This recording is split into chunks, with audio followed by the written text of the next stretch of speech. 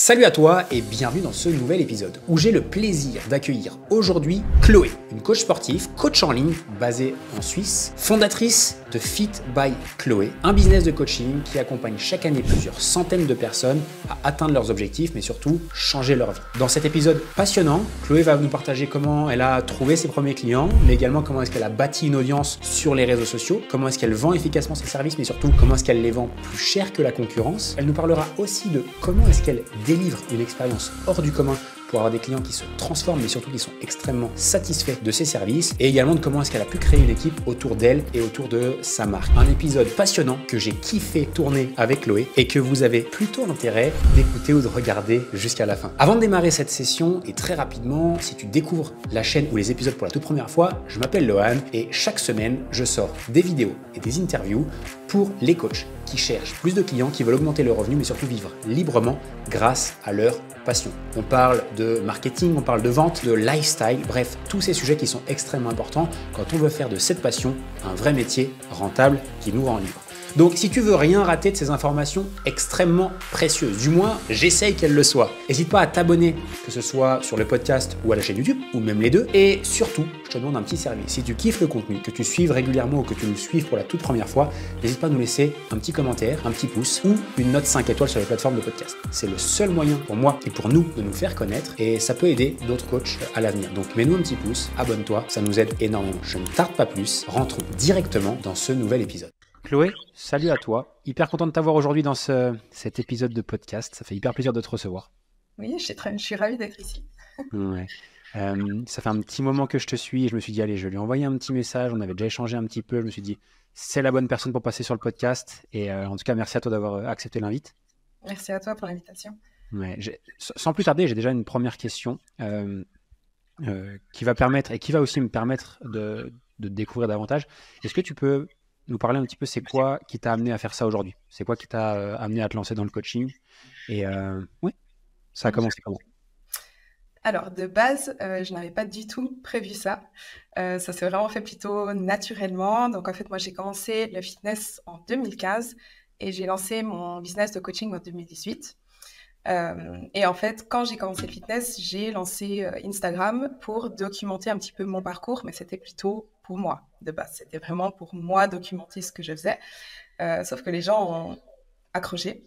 Et du coup, je me suis pris au jeu. J'ai de plus en plus partagé mes connaissances, des vidéos d'entraînement, etc. Et du coup, j'ai commencé à avoir des demandes de coaching. Et pendant 2-3 ans, donc entre 2016-2018, je disais toujours je suis pas coach. Et puis au fil du temps aussi de mon parcours privé, professionnel, je me suis dit pourquoi pas me lancer dans le coaching. Donc j'ai fait une formation et puis c'est comme ça que je me suis lancée. Tu faisais quoi avant? J'étais dans le marketing. Ok, d'accord. C'était en France, en Suisse? En Suisse. Ok. Et donc du coup, donc si je comprends bien, tu te mets à faire du sport et t'entraîner, tu documentes ton parcours, et là, tu as une petite audience qui se crée, notamment des gens qui veulent un petit peu en savoir plus et limite faire comme toi, qui te posent des questions, etc. Et là, tu te dis, ok, je me forme. Tu t'es formé où? C'est une formation en Suisse. Ok, c'est FitsPro? Non, c'est pas FitsPro, c'est une autre. C'est un peu la même chose. Moins cher, mais j'y ai rien appris du tout. Mais voilà. Pour avoir le papier. Ouais. Où est-ce que tu as appris le plus, toi, du coup, par rapport à ça? Parce que, alors, c'est pas que voilà, pour la Suisse, alors moi aussi, hein, que tu saches, je me suis également formé en Suisse. J'y ai pas appris grand-chose non plus. Et je pense que c'est un peu valable partout, en fait, peu importe où on se forme, je crois que c'est un peu valable partout. Du coup, toi, comment tu t'es formé et comment t'es monté en compétences rapidement dans ce métier? Principalement avec des vidéos YouTube. Et après, sinon, simplement en me renseignant, en lisant énormément d'articles, en cherchant sur Internet. Divers Français, sources. anglais? Anglais. Vraiment, Ouais. quasiment rien de français. T'as des références ou des trucs que tu aimes bien suivre, que tu suis régulièrement et qui, toi, t'aident beaucoup? Je dirais qu'une des ressources les plus... Enfin, une des personnes, disons, que je suis sur Instagram, qui a vraiment des ressources fiables, il y aurait Violaine, donc Lane Norton. Ça, c'est quelqu'un que je recommande, et puis toute son équipe, principalement. Après, moi, à l'époque, c'était en suivant Paul Revelia, le fondateur de la Team Pro Physique. C'est grâce à lui que au début, en fait, j'ai beaucoup appris grâce à lui. Ok. Et est-ce que tu te souviens, alors ça c'est, je reviens un tout petit peu en arrière, donc tu partages ton quotidien sur les réseaux, tu as des gens qui te demandent des infos, etc. Est-ce que tu te souviens un petit peu qu'est-ce qui t'a fait le déclic de se dire, ok, je me lance dans le coaching et surtout j'y vais à fond, c'est-à-dire que je suis même capable de quitter mon job, etc. Est-ce que tu as un moment particulier, un déclic à un moment donné que tu as eu, que tu te rappelles, que tu te souviens? Je dirais qu'il y a eu plus ou moins deux choses. La première, bah, c'est mon job en fait qui se passait pas bien du tout. Et de toute façon, je comptais arrêter. Euh, et puis surtout, bah, je me suis rendu compte à ce moment-là que je voulais pas travailler toute ma vie derrière un bureau pour quelqu'un d'autre en fait. Faire tu vois, des 7h, 17h tous les jours pour bosser pour quelqu'un d'autre. En fait, je me suis rendu compte que je m'en fichais et que vraiment je voulais suivre bah, ma passion en fait et travailler plutôt dans le fitness. Au final, je travaille quand même derrière un bureau toute la journée, mais au moins c'est pour moi. Et puis l'autre chose, c'était bah, à l'époque j'étais en couple avec mon copain de l'époque qui m'a un petit peu, pas qui m'a poussé, mais il m'a aidé à croire en moi en fait et à me dire t'es pas obligé en fait de suivre un schéma tout tracé de tu fais des études, ensuite tu trouves un job dans une entreprise et tu fais une carrière et tu essayes de graduer dans l'entreprise. Mais simplement, bah, tu peux en fait suivre un autre chemin, en fait, te lancer en tant qu'indépendante et puis développer ton truc. Oui. Et est-ce que tu te souviens au début, du coup, donc tu te lances, ton boulot te plaît pas forcément, etc. Tu te lances en tant que coach. Si tu dois te rappeler un petit peu le tout début, tu sais, bah voilà, tu sors tout juste de formation, tu commences à coacher tes premiers clients, etc. Ça a été comment pour toi? Alors, c'est allé très vite. J'ai eu beaucoup de chance parce que en fait, bah, j'ai commencé le coaching parce que justement, j'avais déjà beaucoup, beaucoup de demandes. Donc, très Est-ce que rapidement. c'est allé vite ou est-ce que le travail que tu faisais depuis quelques temps a pu payer rapidement parce que tu avais fourni ce travail-là en amont? Et alors, clairement, c'est ça. C'est que pendant 2, 3 ans, j'ai alimenté mon compte Instagram. J'ai développé une sorte de légitimité, même si j'étais pas coach à l'époque. C'est ça qui m'a permis justement de pouvoir me lancer dans le coaching en ayant déjà de la demande. Euh, et puis au début, bah, c'est clair, quand on n'a pas d'expérience, bah, voilà, on apprend en fait un petit peu en faisant. C'est en faisant qu'on se rend compte que euh, bah, coacher, c'est différent de ce qu'on pense. Et puis, bah, voilà, on s'adapte et on apprend au fil du temps. Et puis, c'est pour ça que l'expérience est importante, en fait, c'est qu'on s'améliore en faisant. Et puis, au début, bah, on a un petit peu cette idée qu'on n'est pas forcément légitime de faire ça. Des fois, je me disais, mais oui, mais je suis pas assez bonne pour ça. Et puis, en fait, c'est en faisant qu'on se rend compte qu'on est la messie, en fait. Tu as des exemples de blocages que tu as pu avoir justement par rapport à ce manque de légitimité? Parce que je sais que c'est quelque chose qui est, franchement, je pense que 90% des personnes, même des coachs qui se lancent, ils font face. Est-ce que tu as des exemples concrets de choses que tu te disais ou que tu pouvais croire à ce moment-là? Alors, j'ai pas vraiment d'exemple concret. Disons que ça m'a jamais vraiment bloqué au point de me dire non, mais je peux pas faire ça. Je me suis toujours dit, bah, vas-y, et puis tu verras sur le moment. Euh, mais je dirais qu'au tout début, et je pense que ça, c'est beaucoup de coachs qui pensent ça, on se dit, c'est juste la nutrition et le sport.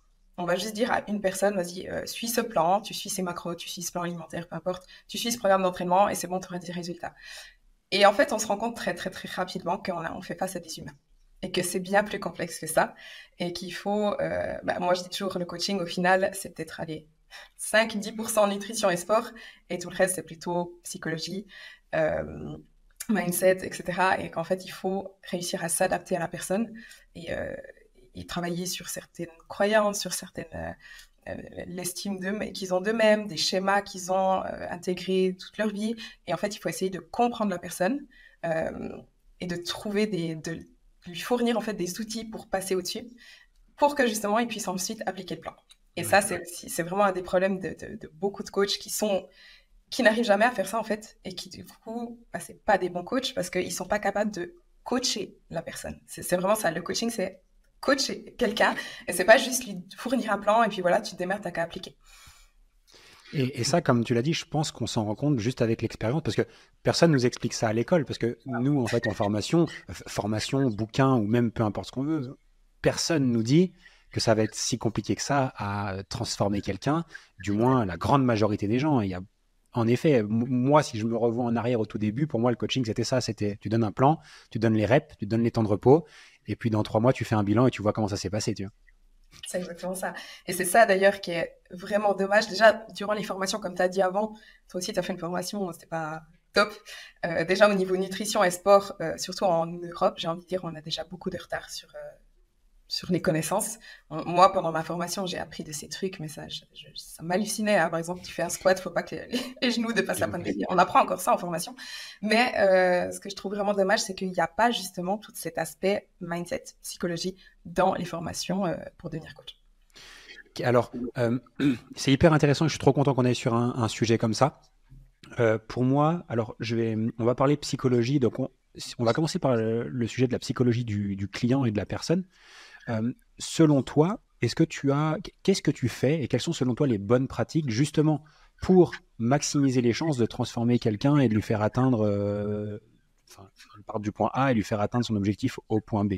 Selon toi, qu'est-ce qu'on doit faire? C'est quoi les grands principes? Et est-ce que tu as déjà des tips ou des choses que toi tu utilises justement pour faire en sorte que ton coaching soit efficace et fonctionne?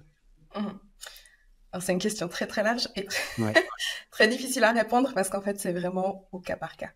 Il y a vraiment pas, tu vois, je peux pas vraiment te donner une formule magique, on va dire, que tu appliques ça au client. Et puis mais déjà, juste pour recibler un petit peu ma question, déjà, tu as dit au cas par cas. Et ça, je trouve déjà que c'est déjà hyper intéressant parce qu'il y a des gens qui font même pas de cas par cas. C'est-à-dire, je donne un programme, j'attends et je fais pas du tout de cas par cas. C'est-à-dire que je ne m'occupe même pas de la personne. Tu vois ce que je veux dire? Donc déjà, ça donne un élément de réponse cool, tu vois. Ouais. Je te laisse continuer là-dessus. Ouais, alors je rebondis juste sur ce que tu dis parce que ça, c'est vraiment aussi justement un des fléaux du coaching actuellement. C'est que il y a de plus en plus de coachs en ligne. Vraiment, ça c'est je dirais depuis le Covid, ça a vraiment explosé, démultiplié. Et il y a énormément de coachs en ligne qui font en fait du copier-coller, qui envoient juste des protocoles comme ça et qui ne font pas de personnalisé. Et justement, c'est pas du coaching en fait. Et d'ailleurs, c'est un immense C'est de problème. l'e-commerce. C'est de l'e-commerce. Voilà, c'est ça. Et c'est un immense problème aussi pour les clients ou les potentiels clients parce qu'ils n'ont plus du tout cette notion de coaching, de ce qu'est un vrai coaching. Et du coup, ils ne donnent plus non plus aucune valeur au coach, au bon coach et au coaching d'une manière générale. Et d'ailleurs, ça, c'est vraiment quelque chose que personnellement, dans mon business actuellement, je dois faire face. C'est les gens qui ne voient pas la valeur d'un coaching parce qu'ils ont l'habitude de ces copier-coller justement et qui du coup pensent qu'un coaching, ça coûte par exemple 30 € par mois. On a eu cette semaine, par exemple, j'ai une de mes coachs qui a eu un call avec une potentielle cliente et elle a dit, voilà, j'ai un budget de 30 € par mois. Et ça, c'est vraiment, c'est même pas, au bout d'un moment, c'est même plus de l'ignorance, c'est presque de l'irrespect pour le coach et le travail du coach. Mais vraiment, les gens n'ont plus du tout cette notion de valeur d'un coaching et ne se rendent pas compte aussi qu'un coaching, ça reste quand même un luxe. Le coaching, c'est tellement démocratisé que tout le monde pense qu'il peut se permettre d'avoir un coach. Mais ouais, du coup, voilà, comme tu as dit. Mais est-ce que tu penses pas, parce que là, tu vois, on pourrait se dire, et moi je sais, parce que je parle avec des coachs tous les jours, et il y a des gens qui vont dire, les gens voient pas la valeur du coaching, ils sous-estiment notre métier, etc. Mais est-ce qu'au final, c'est pas justement notre faute à nous? Et quand je dis nous, alors déjà, c'est nous les coachs, mais également peut-être les gens qui nous forment initialement, qui nous expliquent pas comment nous vendre, quels sont les prix, quelle est notre vraie valeur, comment communiquer efficacement, etc. Parce qu'au final, si les gens estiment que un coaching, ça vaut 30 €, c'est que la personne qu'elle avait eue avant toi lui avait présenté un truc similaire. Tu vois ce que je veux dire? Donc, au final, je pense que c'est un peu notre faute. Et si on compare d'ailleurs, toi qui regardes beaucoup de trucs anglophones, je pense je sais pas si tu en penses ce que tu en penses, mais il y a un monde entre un coach dans des pays, je pense aux États-Unis, je pense à l'Australie par exemple, où ils ont des statuts limite de stars, et nous parfois avec un rôle un peu plus réduit, on va dire, voire sous-métier, si je peux appeler ça comme ça. Non, alors totalement, totalement. Moi, après, ce que je dis toujours, c'est qu'un coaching de qualité, on paye entre 200 et 400 par mois. Presque minimum. On peut aller même jusqu'à 600 par mois, facilement. Mais oui, le problème, c'est vraiment ça. C'est les coachs qui, justement, alors, soit ils croient pas en eux-mêmes et du coup, ils bradent vraiment leur prix parce qu'ils ont l'impression qu'ils sont pas légitimes et qu'ils peuvent pas faire payer les gens et que du coup, ils mettent des prix à 50, 100 €, même pour un suivi relativement personnalisé ou de qualité. Ils considèrent qu'ils n'ont pas une valeur suffisante, donc vraiment, ils baissent leur prix. Ou alors, c'est justement qu'ils proposent des suivis qui ne sont pas personnalisés. Ils font du coaching de masse, donc c'est vraiment avoir le plus de clients possible pour ramener le plus d'argent possible. Et là, ils font aussi des suivis à 30, 50 euros. Alors qu'en fait, c'est du copier-coller qui market sous du coaching personnalisé, mais ça n'en est pas. Mais clairement, ça vient... la faute, en fait, c'est les coachs qui, justement, bradent leur prix ou qui font des coachings à 50 euros par mois. Donc oui, ça, c'est tout à fait notre faute. Et après, c'est dur, justement, quand on propose un vrai coaching de qualité, de se justifier, en fait, que ton coaching, non, il coûte pas 50 euros, il coûte plutôt 300 ou 400. Et toi, si tu devais désigner, entre guillemets, des responsables un petit peu de ça, tu mettrais qui? Les coachs, justement, qui font du coaching de masse, en fait. C'est-à-dire qui ne proposent pas du personnalisé, qui disent que c'est du personnalisé, mais ça n'en est pas, et qui jouent là-dessus. Donc, généralement, des personnes qui ont des grosses audiences, plutôt? Plutôt. Pas toujours, mais plutôt. Ouais, moi, j'en connais beaucoup, donc à force d'avoir des clients, j'ai des consultations avec des personnes quasiment tous les jours qui viennent justement de ces coachs. C'est toujours les mêmes noms qui reviennent. Toujours les mêmes noms, et c'est des gros comptes.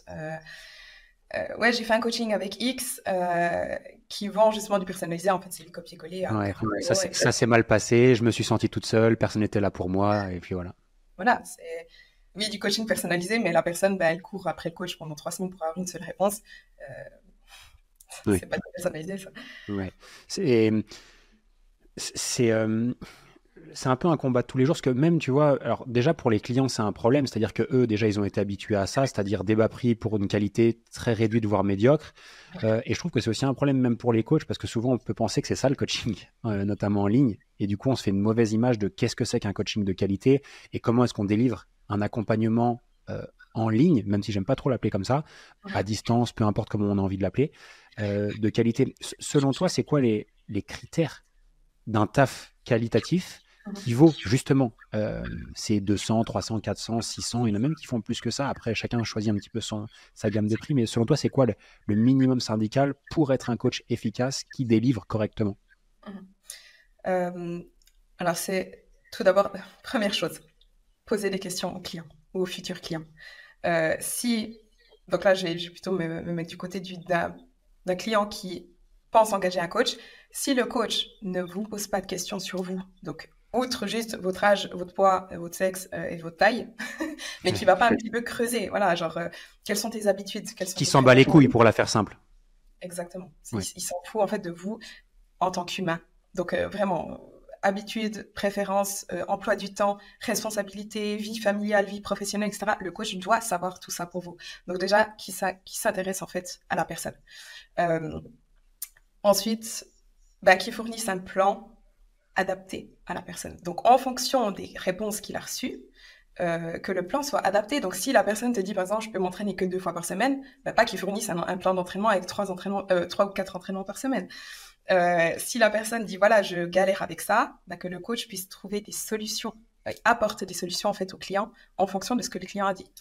Que le coach soit présent pour la personne, disponible, que le client ne doive pas lui courir après pendant 3 semaines pour avoir une réponse.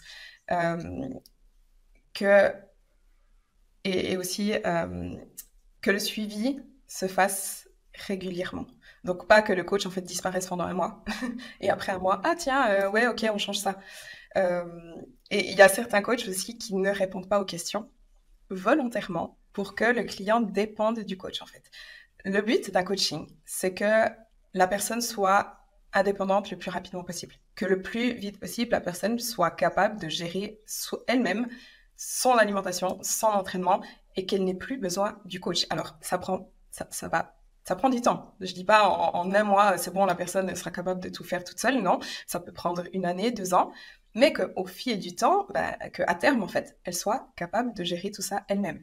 Et certains coachs, qui sont donc des mauvais coachs, vont tout faire pour que la personne dépende de lui. Et donc, répond pas aux questions, explique pas pourquoi ils font les choses, etc. Alors qu'un client, s'il comprend pas pourquoi il doit faire quelque chose, il va pas le faire. S'il voit pas l'intérêt de le faire ou pourquoi on doit faire ça, il va pas s'y tenir. Donc voilà, un coach qui essaye de rendre dépendant le client, c'est pas un bon coach. Et puis des bilans réguliers. Voilà, ce que je disais. Ça m'a levé plein de petites questions sur ce que tu viens de partager là. La première, c'est justement là, ce sur quoi tu as fini là, la régularité dans le suivi. Et tu as dit, il ne faut pas que le coach disparaisse à un moment donné. Oui. Euh, de mes observations, je vois beaucoup de personnes, c'est pas forcément leur faute, c'est aussi les croyances qu'ils peuvent avoir sur le coaching, notamment en ligne, etc. De dire, en fait, je donne un programme Nutri, je donne un programme, un plan d'entraînement, je leur donne, et s'ils me posent pas de questions, tant mieux.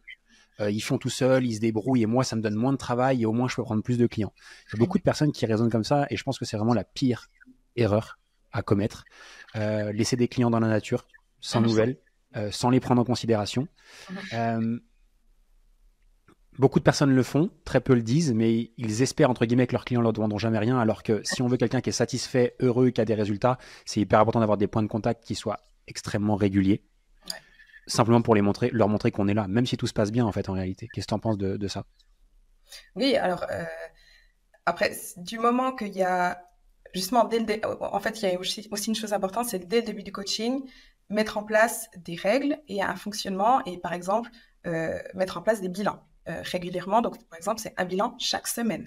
Et chaque semaine, tu demandes au client de revenir vers toi avec un questionnaire rempli, avec un fichier rempli, avec des données, en fait.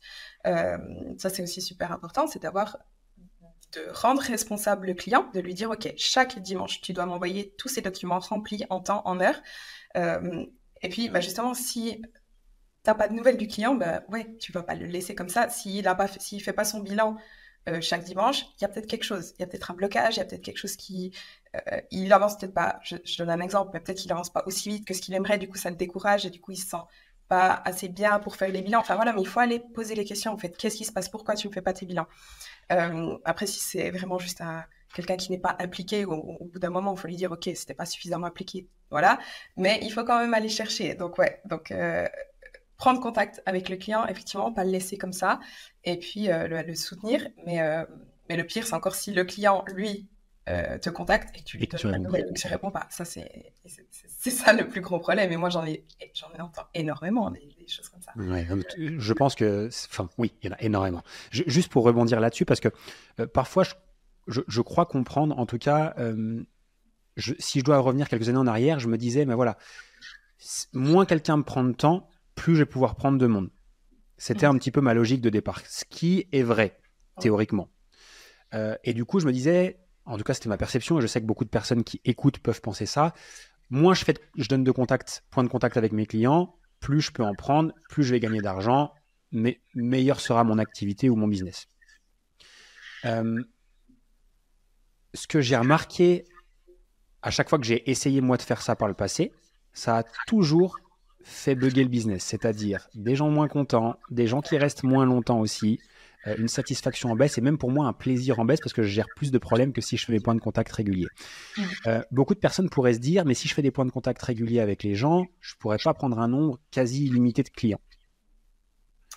Il y a plein d'options qui sont possibles maintenant pour pouvoir prendre plus de monde en conservant la qualité. Qu'est-ce que tu fais toi aujourd'hui pour pouvoir avoir une activité qui grandit tout en conservant à minima la qualité de suivi de tes clients? Alors, justement, c'est ça dans le coaching personnalisé, c'est qu'on ne pourra jamais prendre un nombre illimité de clients. C'est vraiment ça la différence entre du coaching personnalisé et du coaching de masse.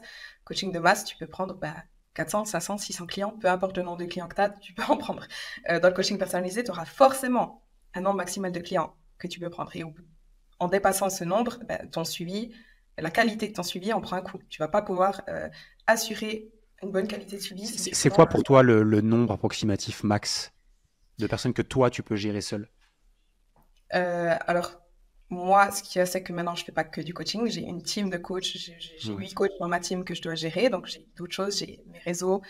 J'ai le compte de la team à gérer. J'ai énormément à gérer à côté du coaching. Donc, actuellement, moi, ça fait bientôt 2 ans que je ne prends plus de nouveaux clients parce que je ne peux pas. Et une personne peut gérer combien de personnes selon toi? Alors, en fait, c'est justement, ça dépend ce qu'elle a à côté à faire. Okay. Moi, certaines de mes coachs ont des business à côté. Il y a, par exemple, j'ai une coach qui est spécialisée en santé hormonale. Elle est aussi coach de CrossFit. Et du coup, voilà, elle doit faire en fonction du temps qu'elle a à disposition. Donc, ça dépend vraiment de chaque personne. Ça dépend du temps libre qu'elle veut aussi avoir pour elle. Je dirais qu'un coach peut gérer facilement entre 30 et 60 clients. Je sais que mon coach, par exemple, a facilement presque 100 clients. Donc, franchement, ça dépend. Ça dépend. Ouais. Mais lui, il fait vraiment des check-in, il gère ses coachings du lundi au vendredi de 9h le matin à 17h le soir. Il fait que ça, tu vois. Ouais. Donc, c'est dur à dire. Mais je dirais que 100, c'est un petit peu vraiment le max pour un coach à 100%. Ouais. Pourquoi je te pose volontairement cette question, c'est que, donc tu me diras ce que tu en penses et tu as commencé à y répondre. Au début, tu disais, c'est pas forcément possible de prendre un nombre illimité de clients. Je suis à la fois d'accord et pas d'accord. D'accord parce qu'en effet, je pense que autant sur le temps qu'on y passe, l'espace mental, enfin la charge mentale que ça demande, l'organisation que ça demande, et puis on a aussi une vie à côté quand même. Tu vois, je me dis, on est limité de base. C'est-à-dire que si on fait un suivi de qualité, moi j'ai une théorie qui dit qu'entre 20 et 40, on arrive à être bien, plus on arrive à se recharger les batteries à côté, etc. et avoir un bel équilibre. Mais au-delà de ça, il y a souvent un truc que des personnes ne pensent pas. Et toi, tu l'as très bien fait, c'est de s'entourer en fait d'autres coachs qui peuvent prendre aussi des clients supplémentaires. Et comme ça, grâce à ça, tu peux grossir ton pool de clients, on peut appeler ça comme ça. Et ça, beaucoup de personnes n'y pensent pas ou pensent pas que c'est possible. Mais c'est possible de créer une team en fait avec soi et qui nous permet d'accompagner plus de monde. Et c'est ce que tu as fait. Ouais. Après, je comprends aussi que ce soit pas facile à faire parce que même moi au début, je me disais, personne voudra venir avec moi en fait. Pourquoi quelqu'un voudrait ça? Après, moi, j'ai la chance d'avoir une communauté sur les réseaux. J'ai pas beaucoup d'abonnés, je suis à 50 000, mais ça aide quand même. T'as quand même une image, t'as une légitimité, t'as un nom. Mais c'est vrai que voilà, si j'avais pas eu ça, je pense pas que j'aurais pu créer une team en fait. Donc je pense. Ouais. Enfin, quoique. C'est pas impossible, hein, pas du tout. Ouais, mais... j'ai plein de contre-exemples quand même, tu vois, parce qu'en fait, je me dis, alors j'ai plein de contre-exemples de gens qui n'ont pas forcément de communauté et qui arrivent à créer, tu vois, un petit réseau de coachs qui vient les aider, tu vois, un peu, tu vois, comme une salle de sport recruterait des coachs pour bosser avec eux dans une salle, alors c'est une salle qui n'est pas forcément connue, tu vois. Ce que moi j'ai l'impression, c'est qu'il faut juste pas oublier qu'il y a déjà des coachs qui sont passionnés comme nous et qui seraient OK pour bosser sur une activité qui a des clients, parce qu'il y en a beaucoup qui n'en ont pas ou galèrent. Il y en a beaucoup qui ont un job à côté, qui n'ont pas le temps pour leur coaching et à qui ça arrange bien, tu vois, de prendre quelques clients, qu'on leur apporte sur un plateau et de les accompagner, etc. Il y a aussi d'autres personnes qui ont envie d'apprendre à nos côtés. Je pense que c'est beaucoup ton cas chez toi. C'est des gens qui sont hyper contents d'apprendre à tes côtés, à travailler avec tes clients, ta méthode de travail, etc. Donc, je pense qu'il y a plein de façons. Je pense, en tout cas, ma vision, c'est que les gens adhèrent à notre vision et de ce qu'on a envie de mettre en place. Et je pense que les gens qui bossent avec toi, ils ont d'abord à adhérer à ta vision, c'est-à-dire qu'est-ce que tu voulais mettre en place, le nombre de personnes que tu voulais aider, les valeurs que tu retransmets déjà beaucoup. Et je pense que c'est ça qui a fait une grosse différence, plus que la communauté. Je sais pas ce que tu... Oui, non, c'est totalement ça. Après, c'est clair que les coachs qui ont rejoint ma team, c'était pas juste pour le nom. C'est clairement que voilà, elles ont les mêmes valeurs que moi. C'est aussi d'ailleurs pour ça que je les ai prises. Hein. C'est parce qu'on partage vraiment la même vision, les mêmes valeurs. Et puis, c'est aussi ce que les gens ressentent. C'est aussi pour ça qu'on a des clients et de la demande, justement. C'est que les clients voient nos valeurs. Et c'est ça qui les fait vouloir travailler avec nous.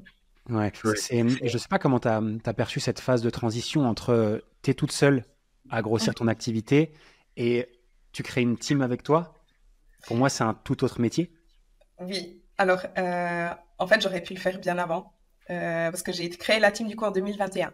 Donc en 2018 et 2021, j'étais toute seule et honnêtement, j'avais tellement de demandes que j'avais une liste d'attente, mais j'avais des centaines de personnes sur liste d'attente. Et mon gros problème, et presque encore maintenant, c'est que je ne demande jamais d'aide. Je n'aime pas demander de l'aide. Je sais ça, je travaille dessus. Mais en 2021, je ne sais pas trop ce qui s'est passé. J'ai eu un peu un déclic et je me suis dit, mais en fait, demande de l'aide. En fait, entoure-toi et comme ça, tu pourras justement prendre tous ces clients sur liste d'attente. Et voilà, du coup, j'ai pris ma première coach en 2021. Ouais, c'est top. Aujourd'hui et depuis 2018, est-ce que tu as une idée du nombre de personnes que toi et ta team vous avez déjà accompagnées? Alors, il y a des centaines, ça c'est sûr. Après, je suis très très nulle pour tout ce qui est statistique et suivi. Franchement, il faudrait. Il faudrait, ça c'est sûr et certain qu'il faudrait. Ça, c'est sûr. Ouais, non, je ne sais rien du tout. Mais ouais, on a... À peu près mensuellement, aujourd'hui, qu'on a un ordre d'idée, ça représente combien de personnes à peu près tous les mois que vous avez? Euh... Beaucoup. Oui. J'arrive même pas à dire comme ça. Non, pas Ok. mal. On est plus proche de 50, Plus. 250, Je dirais, ouais, 200 peut-être. ouais, sur l'ensemble des coachs, etc. Bah, Ouais. c'est bien, ça fait du monde à gérer entre les coachs, les membres, etc. Ça fait du taf. Ouais.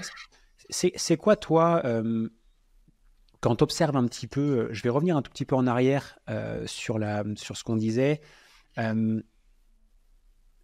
Avec tout ce qu'on voit aujourd'hui, on a parlé un peu des gens avec les grosses audiences qui vendaient du coaching un peu à l'arrache, en fait, on va dire, ce qui n'est même pas du coaching, en fait. Aussi, les nouveaux qui arrivent sur le marché, la quantité de coachs astronomiques qui sort aussi chaque trimestre. Comment est-ce que tu vois l'avenir de ce métier? Selon toi, ça va être quoi un peu les tendances? C'est une très bonne question que je me pose aussi. J'ai pas vraiment de réponse, honnêtement. Je sais pas trop. Euh, je te partage un truc, c'est mes réflexions du moment, tu vois, en essayant d'anticiper. J'ai l'impression que ça va se segmenter sévère. C'est-à-dire que ce que je veux dire par là, c'est que il y aura soit les très très bons, soit on va dire, soit les très très bons qui vont vraiment faire du coaching haut de gamme, qui auront pigé un petit peu le truc, que toi tu as déjà pigé il y a un petit moment, c'est-à-dire vendre des coachings haut de gamme, apporter de la qualité, avoir des clients qui sont contents, qui nous recommandent, etc., et qui vont réussir à grossir des gros business. Soit je pense que la durée de vie d'un coach, elle va être encore plus réduite, c'est-à-dire que c'est les gens qui auront encore moins de business, encore moins d'activité, et ce sera très très dur, et même de plus en plus dur. Et je crois que c'est déjà un peu le cas dès maintenant. Ouais, alors, non, alors pour ça, je te rejoins tout à fait. Je pense que ça va s'essouffler pour les coachs qui ne proposent pas des suivis de qualité. Justement, qu'au bout d'un moment, les gens vont comprendre que des coachings à 50 euros, ça n'apporte presque rien. Mais je pense que les gens ont déjà compris. Non, Encore certains qui sont à leur coup d'essai, qui ne se sont jamais fait, entre guillemets, avoir. Mais les je gens pense sont de que plus en plus... Ouais. ouais, je pense que ça va encore aller quelques petites années. Euh, en tout cas, des appels qu'on a, pour le moment, les gens ne se rendent pas encore vraiment compte. Euh, mais je pense que ouais, ça va aller dans ce sens. C'est vraiment voilà, ceux qui voyaient le coaching en ligne comme une solution magique pour gagner plein de thunes en voyageant dans le monde entier, mais en proposant des coachings qui sont pas de qualité, ça va s'essouffler assez vite. Ouais. Ouais, parce que de toute façon, les gens vont le savoir de plus en plus. Le bouche à oreille se fait aussi assez rapidement sur ces types de business-là. Hein. C'est-à-dire que ça se sait, les gens parlent entre eux. Et moi, j'aime bien dire un truc, c'est un truc dont on ne se rend pas compte. Je sais pas si toi, tu l'as déjà mesuré pour toi, mais moi, c'est ce que j'appelle la force invisible du bouche à oreille positif ou négatif. C'est-à-dire qu'on ne s'en rend pas compte, mais en fait, dans notre dos, sans qu'on le sache, les gens, ils se parlent sur les réseaux, les abonnés, etc., etc. Ils voient les témoignages, ils se demandent des conseils, etc. Et si on fait un taf de merde, ça se saura. Et sans qu'on le sache, on va perdre des ventes mois après mois et ça va être exponentiel. Et dans l'autre sens, quand on fait quelque chose de qualité, ça va se savoir. Dans notre dos, sans qu'on le sache, on aura un bouche à oreille positif. C'est une force qui va nous pousser et qui va nous faire avoir des ventes sans même qu'on s'en rende compte, ou du moins qui arriveront de nulle part. Et je pense qu'il faut vraiment faire attention à ça sur le long terme. Du moins, si on veut un business sur le long terme. Ouais, alors, clairement, c'est vraiment... si tu fais du bon taf, ça c'est. Si tu fais pas du bon taf, c'est aussi... Et oui, tu la remarques. Ouais. J'ai une autre question pour toi, Chloé. Là, plus par rapport aux stratégies pour, entre guillemets, obtenir de nouveaux clients ou clientes. Tu disais tout à l'heure que toi, tu avais eu la chance de lancer rapidement parce que tu avais déjà des réseaux, tu avais déjà une communauté qui s'était formée, etc. Qu'est-ce que tu conseillerais à quelqu'un aujourd'hui? Donc, c'est quelqu'un qui est un coach, qui veut travailler intelligemment, évidemment, qui veut délivrer du coaching de qualité. Mais qu'est-ce que tu conseillerais à cette personne si il veut rapidement déjà créer un nombre de prospects suffisant, mais surtout avoir des gens qui sont prêts à acheter ses coachings ou ses services? Qu'est-ce que tu conseilles de faire? Sur quelle plateforme? Quel type de contenu? Tout ça, des idées par rapport à ça. Alors, j'ai envie de dire la forme, c'est pas forcément la plus importante, mais je dirais se montrer et parler beaucoup de son expérience pour que les gens puissent un petit peu s'identifier et se dire ah oui, c'est un humain en fait qui est en face de moi et il va me comprendre. Et à côté de ça, prouver, j'ai envie de dire, ses compétences, ses connaissances. Donc, en fait, se créer un statut, une certaine légitimité et montrer, j'ai des connaissances, je sais de quoi je parle, éventuellement, je suis passée par là, voici ce que j'ai vécu. Et en fait, avec tout ça, tu vends une solution. Et c'est ce que la personne a besoin. La personne, au final, elle s'en fout concrètement qu'elle va recevoir un plan alimentaire, que tu vas regarder ses vidéos d'entraînement, c'est pas ce qu'elle veut savoir. Ce qu'elle veut savoir, c'est comment tu peux l'aider et qu'est-ce que tu vas lui apporter. C'est, je veux perdre du poids, est-ce que tu peux m'apporter ça ou pas? Donc voilà, c'est un mix un petit peu de tout ça. Après, au niveau des formats, bah, faire des vidéos, faire des réels, faire des posts écrits, éducatifs, faire un mix un petit peu de tout ça, mais toujours essayer d'aller sur l'émotionnel, en fait. Aller essayer de toucher la personne. Tu souffres de ça, moi, je peux t'apporter ça pour que tu ailles mieux. T'as parlé d'un truc qui est hyper intéressant, important, et j'ai l'impression que c'est le socle des plus belles histoires de coach qui existent, ou du moins que je connaisse, c'est raconter son histoire, en fait. Ouais.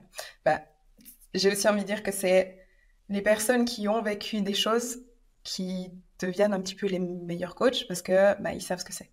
Je vais donner mon exemple parce que je ne peux pas parler pour les autres. Mais moi, j'ai créé la team parce que j'ai un peu tout vécu, j'ai envie de dire. Donc, j'ai eu des troubles du comportement alimentaire. J'ai fait des concours. Enfin, je suis pro bodybuilding. J'ai eu des problèmes de digestion. J'ai des problèmes hormonaux. J'ai un peu tout vécu. Et du coup, je sais à quel point ben voilà, on se sent découragé, démuni quand on vit tout ça. Et du coup, mon but, c'est d'apporter en fait des solutions et d'apporter du soutien à ces personnes-là. Et du coup, ouais, moi, j'essaie de raconter mon histoire pour montrer qu'on peut s'en sortir, qu'on peut aller mieux, qu'on peut se transformer, etc. Et puis, bah, la plupart des coachs qui réussissent, c'est parce que eux aussi ont vécu des choses comme ça. Alors, pas la même chose que moi, mais des expériences de vie qui font que, voilà, ils ont appris grâce à ces expériences et ils ont peut-être ils ont développé une certaine compassion pour les gens et ils ont envie d'aider. Ils ont réellement envie d'aider. Et ça, c'est aussi une chose, ben, dans le coaching, si on le fait ça pour l'argent, on ne va pas y arriver. Si la seule motivation de devenir coach, c'est de me faire des thunes et puis pouvoir voyager dans le monde entier en gagnant de l'argent de distance, on ne va pas y arriver. La première motivation d'un coach, ça doit être vraiment d'aider la personne.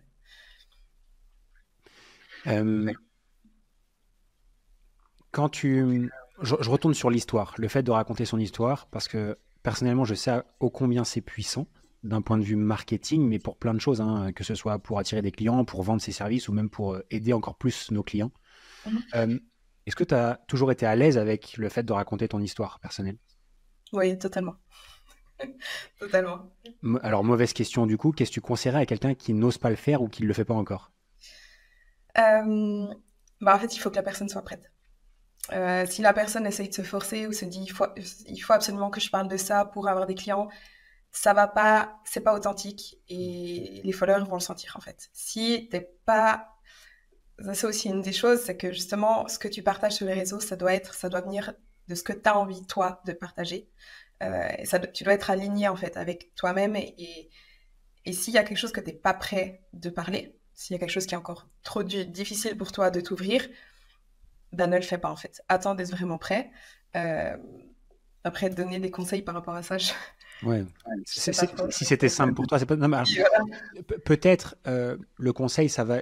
Alors peut-être je peux te changer encore la question et de dire est-ce que tu peux partager selon toi à quel point raconter des histoires, qu'elles soient personnelles ou même des histoires, on peut raconter les histoires de nos clients par exemple ou de nos clientes, à quel point c'est important justement pour aider les gens à prendre des décisions et leur montrer que c'est possible pour eux.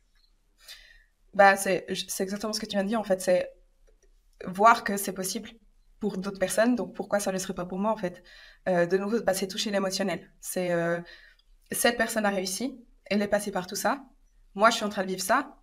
Du coup, je peux aussi y arriver en fait. Et c'est de nouveau de l'identification. C'est essayer de se projeter en fait grâce à quelqu'un d'autre et se dire bon ben moi aussi je veux ça ou moi aussi je peux y arriver et voir en fait que c'est possible.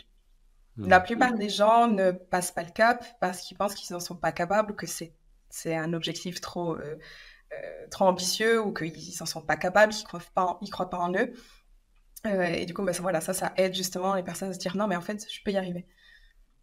Et je pense que c'est hyper important. Je rebondis vraiment là-dessus. Ça, je l'ai compris peut-être il y a 2 ans, moi perso, max, que le problème, c'est pas qu'on est mauvais ou qu'on n'est pas un bon coach ou quoi. C'est souvent que les gens, ils ont juste pas confiance parce qu'on leur a jamais appris à avoir confiance en eux. Ouais, totalement. Et du coup, ils ont peur juste peur d'échouer, peur de passer pour des cons, peur de pas y arriver, peur que ça marche une nouvelle fois, pas encore. Je sais pas si c'est très français ce que je viens de dire. Ça marche pas encore une nouvelle fois. Souvent, c'est peur de l'échec, beaucoup de honte par rapport à ça, ou même pire, peur de réussir et ils pensent qu'ils ne méritent pas d'y arriver. Il y a beaucoup aussi, moi, ce qu'on voit dans le coaching, c'est beaucoup d'auto-sabotage parce que dès que tout va trop bien et qu'ils progressent, en fait, ça va trop bien. Et j'ai le risque de réussir et ils pensent que je mérite pas d'y arriver. Donc en fait, ils s'auto-sabotent parce qu'ils ont cette croyance que je suis pas assez bien pour avoir ça en fait. De nouveau, là, on va sur le psychologique plutôt. Et est-ce que depuis 2018, est-ce que tu as en tête c'est quoi ta plus belle histoire? Est-ce que tu as une histoire de client qui t'a marqué ou une anecdote ou quelqu'un plus qu'un autre? Ou quelqu'un qui était mal parti et qui d'un coup s'est transformé?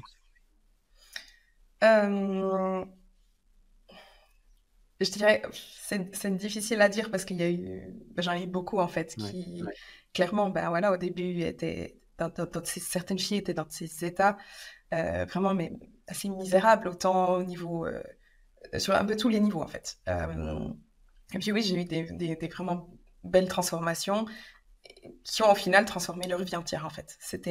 C'est pas juste transformation physique ou qu'elles sont devenues plus fortes, elles font des squats de 50 à 80 kilos. Non, c'était vraiment, elles ont peut-être changé de job, elles ont changé de relation. Et puis en fait, tu vois vraiment la transformation de la personne qui essayait de se faire la plus petite possible, qui avait l'impression qu'elle était vraiment, que c'était une merde en fait. Elle avait cette croyance un petit peu, mais je suis personne, je suis nulle. Hein.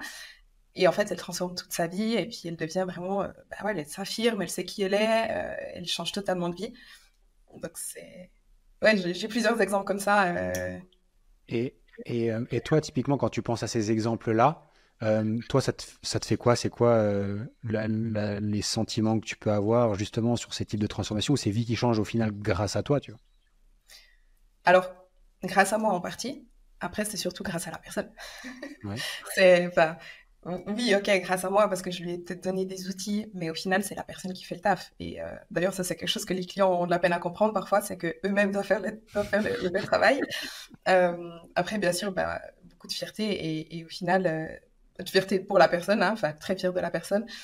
Mais c'est ça qui fait que voilà, je continue ce travail, en fait, et que j'ai d'autant plus envie de continuer. Et moi, tout le travail que je fais aussi sur les réseaux gratuitement, et d'ailleurs, pendant longtemps, hein, je ne gagnais pas d'argent et j'essayais de donner mon maximum. C'était vraiment pour aider une personne. Et j'ai toujours dit, moi, si mon contenu permet de changer la vie d'une seule personne, mais j'ai déjà tout gagné, en fait.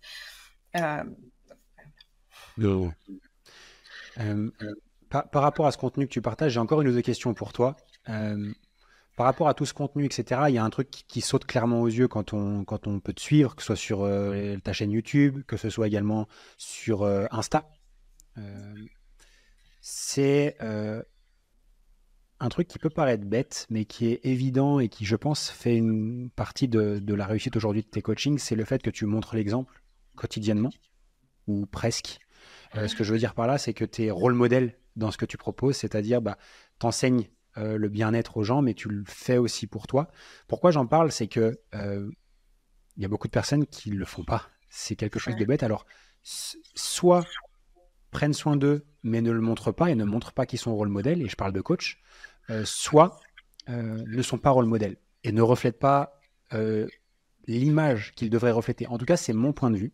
Je pense qu'un coach doit être rôle modèle. Qu'est-ce que tu en penses de ça?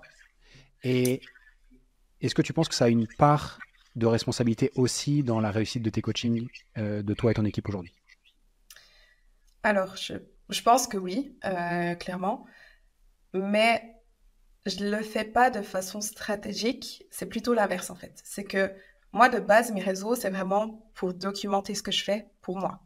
Donc, de base, c'était Instagram. Voilà, je partageais ce que je faisais, en fait, au tout début. Et puis ensuite, YouTube. En 2019, j'avais lancé ma chaîne YouTube pour documenter ma première préparation pour mes premiers concours de body. Et donc, en fait, mon but, c'était juste de documenter ce que je faisais et montrer aux gens, j'ai cet objectif, je vais faire ça pour y arriver, je vais vous montrer comment je le fais. Et en fait, effectivement, ça a, je pense, eu une part ça a été un facteur, en fait, dans la réussite de mon business aussi. Parce que, comme tu le dis, j'ai montré l'exemple. En fait, je dis pas juste aux gens, si tu veux perdre du poids, il faut que tu sois en déficit calorique.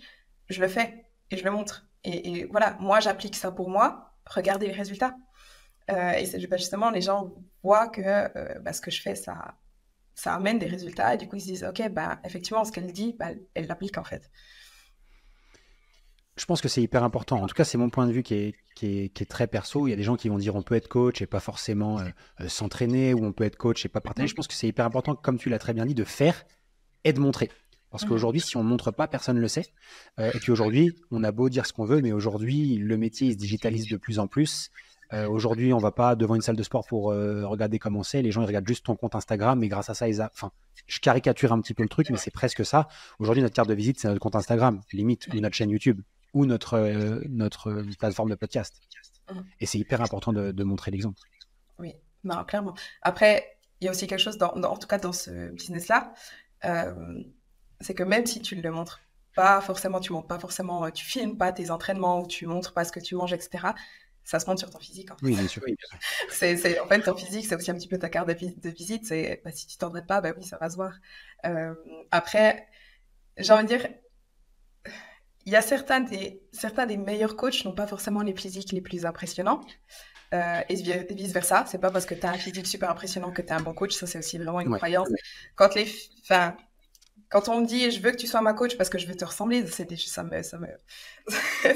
tue. Je suis là, non. Vraiment, le physique d'un coach ne veut rien dire sur ses compétences et vice-versa. Mais après, oui, effectivement, il doit quand même... C'est dur à expliquer. J'utiliserais le mot inspirer les gens. Est-ce que tu rejoins ce truc-là? Ouais, quand même. Pas forcément, voilà, comme tu l'as dit, hein, on n'est pas obligé d'être ultra balèze, mais juste inspirer les personnes, et pas forcément juste sur un physique, mais également sur les habitudes, sur les routines, sur la façon d'être aussi, parce que je pense que l'énergie qu'on dégage, le smile, tu vois, je pense que ça fait partie des choses. Attention, je parle vraiment pas que de physique quand je parle de ça, je parle de quelque chose de manière générale. En fait, j'ai envie de dire qu'on doit inspirer les gens de manière à ce qu'ils aient envie d'être plus au contact, avoir un contact encore plus proche et plus de proximité avec nous. C'est un peu ça que je ressens moi aujourd'hui. Ouais, totalement. Après, je pense qu'aussi il suffit en fait d'être toi-même et d'être une bonne personne. Parce qu'il y a quand même plein d'enculés, ça faut le dire. Voilà. Et au final, en fait, l'énergie que toi tu vas dégager, tu vas attirer des personnes en fait qui sont un peu sur la même longueur d'onde que toi. Après, tu peux faire du business et être un enfoiré aussi, hein, parce que tu vas attirer aussi des enfoirés. Donc c'est pas gênant. Ouais, le problème quand t'es un enfoiré, c'est que tu vas aussi attirer les naïfs et les avoir, mais voilà, c'est le jeu. Mais ouais. Et j'ai un dernier truc qui me vient.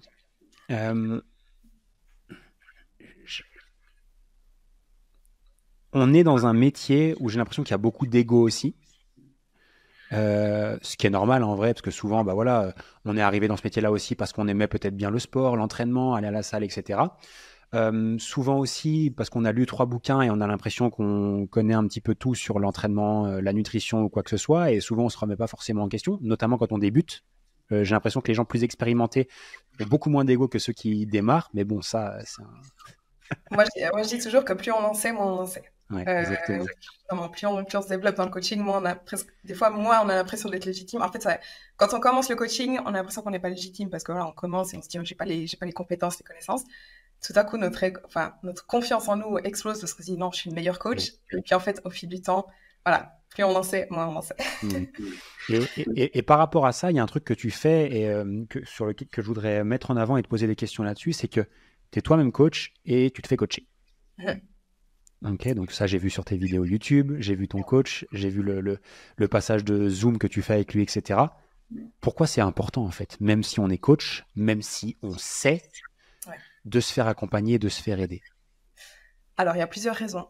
Je dirais que la principale, c'est que on n'est jamais objectif envers nous-mêmes. Donc, dès que ça nous touche nous-mêmes, on ne prend pas les bonnes décisions. Parce que on se dit... On n'arrive pas à se voir vraiment comme on est, et en fait, il y a l'émotionnel qui entre en jeu. Donc, je donne un exemple, si on veut perdre du poids, on a l'impression que ça va jamais assez vite. Donc, si nous-mêmes, on gère notre alimentation, on va peut-être réduire les calories beaucoup trop rapidement. Alors qu'un coach, il va dire, non, mais regarde, tu progresses à bon rythme, tranquille, on a le temps, là, on change rien, etc. Donc, d'abord, c'est une question d'objectivité. À ce niveau-là, il y a aussi la décharge mentale. C'est que quand on doit prendre des décisions pour nous, c'est très difficile. Et du coup, on se pose toujours les questions, est-ce que je dois faire ça? Est-ce que c'est la bonne décision? Est-ce que je devrais faire autrement et tout ça? Et ça, c'est fatigant. Donc, quand on a un coach, c'est tu regardes ce que je dois faire, tu décides, tu t'en occupes, tu me dis quoi faire et j'applique. Et voilà, et ça nous décharge complètement et c'est vraiment une charge mentale en moins.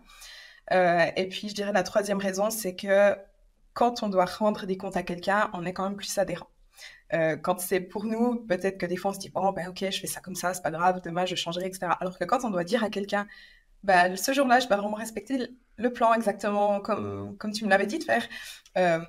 Bah, du coup, voilà, on est un petit peu moins adhérent, on est peut-être un petit peu moins régulier parfois, et du coup, ça nous aide à rester beaucoup plus dans les rails et puis à mieux progresser, en fait.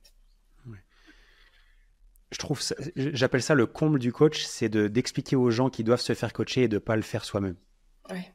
Tu vois ce que je veux dire? Et ça, c'est valable dans le sport, donc c'est-à-dire notre propre entraînement selon nos objectifs. Mais même, moi, j'en parle généralement, c'est sur l'aspect business. Comme tu le sais, moi, je vends des accompagnements pour les coachs qui se développent, etc. Et il y a beaucoup de personnes qui pensent qu'ils peuvent tout faire tout seuls et qu'ils peuvent réussir et qui pensent n'avoir besoin d'aide de personne. Et je dis, c'est quand même un comble de penser ça, alors que toi, tu expliques toute la journée à des gens qu'il faut qu'ils se fassent coacher pour atteindre leurs objectifs, quoi. Ouais, non, clairement. Ouais. Et tu apprends aussi beaucoup sur toi-même, en fait, avec un coach. Honnêtement, moi, le coaching avec Steven, il m'a énormément appris sur moi-même et lui, il m'a beaucoup appris. Enfin, j'ai beaucoup appris grâce à lui. Et est-ce que tu penses que tu te feras coacher tout le temps à partir de maintenant? Non, alors actuellement, je me fais pas coacher parce que là, je compte même pas mes macros. Ouais. Je pense qu'il y a des phases. Ouais. Après, moi, j'avais commencé le coaching avec lui principalement pour Enfin, au début, quand j'ai commencé, c'était pour mes compétitions. Et à partir de là, j'ai continué le coaching pendant 4 ans. Et puis là, je suis en off. J'ai besoin d'une pause et puis juste de manger intuitivement, etc. Et j'ai pas forcément un objectif aussi précis qu'avant. Donc, je pense pas qu'il y a besoin d'être coaché vraiment tout le temps. Mais faire en tout cas une expérience de coaching à un moment et surtout si on a un objectif, en fait, si on a un objectif précis, que ce soit perte de poids, prise de masse, enfin, ou objectif de performance, atteindre des PR, etc. Je pense que là, vraiment, un coach, c'est nécessaire. Oui. Bon, je disais que j'avais plus que 2 questions, mais en fait, j'en ai encore une ou deux. Par rapport à tout ce que tu as pu faire et par rapport à tout ce qu'on a discuté depuis le début de l'épisode ensemble, et depuis ton lancement, en fait, en tant que coach, qu'est-ce que tu ferais peut-être différemment si tu devais revenir un petit peu en arrière entre 2018 et aujourd'hui? Qu'est-ce que tu ferais peut-être différemment ou quel conseil t'aimerais donner à Chloé qui se lance en 2018 dans le coaching? Alors, tu vas pas aimer ma réponse, mais Aucun. je changerais rien en fait, parce que même si j'ai pu peut-être faire des erreurs, et encore là, j'ai pas vraiment d'exemple concret à te donner, c'est comme ça que tu apprends en fait. C'est en faisant des choses, et puis j'en serais pas où j'en suis aujourd'hui si j'avais fait les choses différemment. Je dirais juste d'y aller en fait, simplement. Voilà, si tu as envie d'être coach, vas-y, lance-toi. Mets en place des choses, essaye de trouver tes premiers clients, et puis ensuite, vas-y, continue, et tu vas apprendre au fur et à mesure du temps, en fait, et t'améliorer avec l'expérience. Ta réponse me va très bien, parce que ça me permet de t'en poser une autre. Ça me permet de t'en poser juste une autre. C'est, du coup, quels sont les éléments clés que tu relèverais qui ont fait que ça a bien marché pour toi jusqu'à aujourd'hui? Je dirais être authentique. Dans le sens, je l'ai un petit peu dit avant, mais moi, en tout cas, les réseaux n'ont jamais été stratégiques. Dans le sens où je ne réfléchis jamais à l'avance de ce que je vais poster. Est-ce que c'est une bonne chose ou pas? Je sais pas. Peut-être j'aurais beaucoup plus d'abonnés, beaucoup plus de ventes, beaucoup plus de clients si j'étais plus stratégique. Mais au final, je partage ce que j'ai envie au moment où j'en ai envie. J'ai des idées comme ça, je me dis, OK, là j'ai envie de parler de ça, etc. Mais je pense que c'est ce qui fait ma force aussi, parce que du coup, je dis les choses telles qu'elles sont, et je vais pas essayer d'embellir les choses ou de mentir ou de vendre des choses avec des belles promesses magiques. Je suis très cash, j'ai tendance à dire les choses que les gens doivent entendre plutôt que ce qu'ils ont envie d'entendre. Mais tout ça, ça m'a permis d'avoir une communauté en fait qui est très proche et qui comprend vraiment les messages que j'essaye de faire passer et une communauté qui n'est pas fake. Donc voilà, je suis un petit peu l'inverse du fake, on va dire, ce qu'on peut voir chez certains influenceurs parfois. Mais c'est ça qui m'a permis de créer de rassembler la communauté que j'ai aujourd'hui. Tu te considères comme influenceur aujourd'hui, toi? Non. Non. Disons que je fais la différence entre créatrice de contenu, qui justement essaye d'apporter de la valeur, et influenceur, c'est vraiment travailler avec des marques pour vendre, en fait, pour les marques. Moi, je ne fais aucune collaboration. J'ai Nutri qui est mon sponsor. Mais voilà, je fais la différence entre les deux. Ouais. Je suis coach en ligne avec une présence sur les réseaux. Qu'est-ce qu'on te souhaite pour l'avenir? Ma question est plutôt, c'est quoi la suite pour toi? C'est quoi tes objectifs et vers quoi tu veux que Fit by Chloé tende dans les prochaines années? Alors, j'ai pas envie de dire développer la team parce que là, j'ai pas forcément envie d'avoir plus de coachs que ce que j'ai maintenant. Je préfère plutôt améliorer, disons, la qualité de la team plutôt que vraiment grandir en termes de chiffres, de monde. Surtout que j'intègre des personnes seulement vraiment en qui j'ai 100% confiance et que je sais que le niveau de qualité match en fait celle de la team. Je dirais aider de plus de monde. Donc voilà, forcément avoir plus de clients au sein de la team. Sinon, j'ai aussi, ça fait un petit moment que j'ai ce projet et que je n'avance pas beaucoup. Bon, j'ai eu ma prep l'année passée, etc. Mais j'aimerais bien développer aussi une formation, justement, pour devenir coach, ou pas forcément pour devenir coach, mais pour avoir toutes les connaissances nécessaires pour pouvoir être autonome dans la gestion de son alimentation et de ses entraînements. Donc ça, c'est principalement les deux principaux projets que j'ai, en fait. Bon, écoute, la prochaine fois que je t'inviterai sur le podcast, on fera le point pour voir comment ça a pu avancer. Voilà. Bon. Et est-ce que je termine avec ça, tu en as déjà dit beaucoup, et il y aura peut-être un peu de redite, mais j'aime beaucoup terminer les épisodes de cette manière-là. C'est si tu avais un mot pour des personnes qui nous écoutent, soit des personnes qui veulent devenir coach, soit des personnes qui le sont et qui souhaitent développer leur activité aujourd'hui, demain ou dans les prochaines années, c'est quoi les conseils que tu donnerais? Et j'attends de toi d'être la plus authentique possible. Je dirais d'abord de croire en vous. Dans le sens vraiment, si vous avez envie de développer ça, allez-y à fond, en fait. Ne pas faire des, comment dire, half-ass efforts. Faire la moitié du chemin ou être à moitié dans le truc, quoi. Être à moitié dans le truc et se dire oui, je peux peut-être un petit peu, mais pas complètement. Non, allez-y, vraiment, allez-y à fond, impliquez-vous. All in. All in, voilà, exactement. Et puis, et croire en soi, surtout croire en soi. Et puis, et surtout offrir en fait un service en adéquation avec vos valeurs. Et ne pas essayer d'offrir des promesses magiques ou de dire aux gens dans 2 mois, tu auras perdu 10 kilos, des choses comme ça. Non, essayez d'être vrai en fait dans ce que vous offrez et d'être vrai avec les gens en fait. Et de considérer les gens pour ce qu'ils sont, c'est-à-dire des humains et pas des machines. Et puis vraiment essayer de s'adapter en fait à la personne. Chloé, merci beaucoup pour les partages aujourd'hui. Merci pour ton temps aussi. Merci aussi pour tout ce que tu as partagé. Franchement, c'est vraiment cool. S'il y a des personnes qui te connaissent pas encore, où est-ce qu'ils peuvent te suivre? Où est-ce qu'ils peuvent retrouver tout ce que tu fais? Principalement sur Instagram, donc sur Fit by Chloé. Ok. Tu as aussi donc c'est Instagram le premier. Tu as aussi une chaîne YouTube, un podcast, etc. Mais principalement Instagram.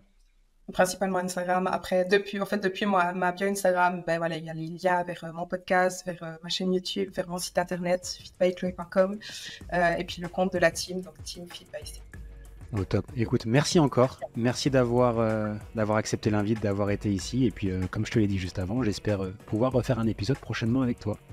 Très volontiers. Bye bye.